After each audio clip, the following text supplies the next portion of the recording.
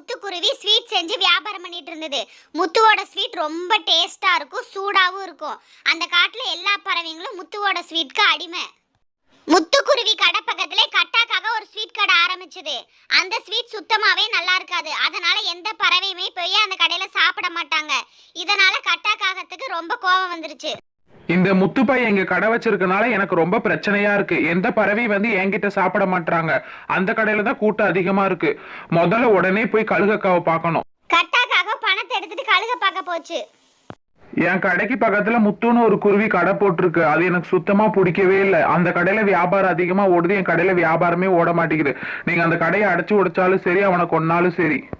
என்கிட்ட சொல்லிட்டு இல்ல, ராத்திரி பாத்துக்கலாம், கிளம்பு. ராத்திரி ஆச்சு. முத்துக்குருவி அவங்க கடைக்கு வெளியே உட்காந்து ஸ்வீட் தயார் பண்ணிட்டு இருந்தாங்க.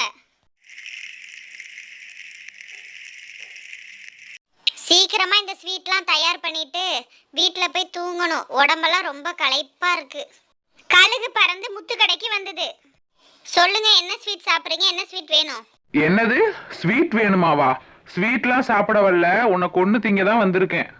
கழுகு பாஞ்சு போய் முத்துக்குருவியை அடிக்க ஆரம்பிச்சது.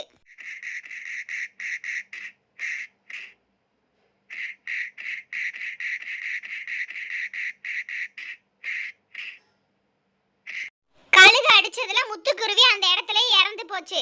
இதையெல்லாம் ஒரு மரத்து மேல உட்காந்து கட்டாக்காக பாத்துக்கிட்டு இருந்தது.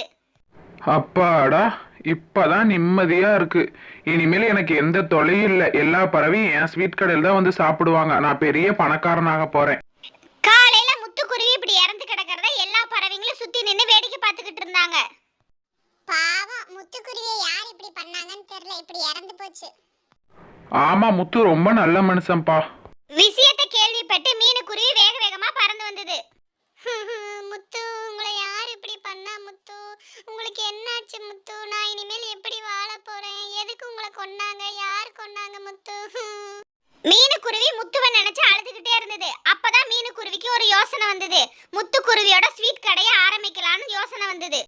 மீனுக்குருவி முத்துவோட கடைக்கு போய் அங்க எல்லாமே சுத்தம் பண்ணி வச்சு விறகெல்லாம் எடுத்து வச்சு ஸ்வீட் தயார் பண்றதுக்கு ஆரம்பிச்சிருச்சு.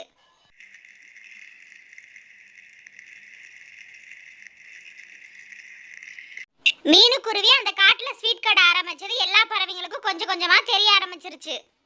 எல்லா பறவைங்களும் மீனுக்குருவியோட கடையில வந்து ஸ்வீட் சாப்பிட்டாங்க.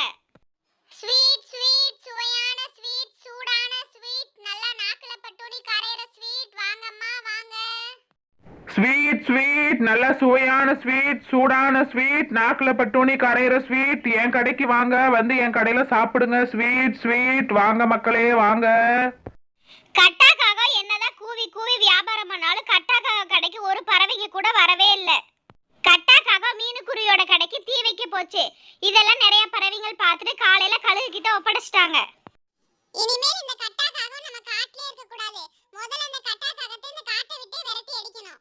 எல்லா பறவைகளும் சேர்ந்து கட்டாக்காகத்தை அடிச்சு அந்த காட்டை விட்டே விரட்டிட்டாங்க. மீனுக்குருவி எந்த பயமும் இல்லாம மறுபடியும் ஸ்வீட் கடையை ஆரம்பிச்சது. அந்த ஸ்வீட் கடைக்கு நிறைய பறவைகள் சப்போர்ட்டும் பண்ணாங்க. இந்த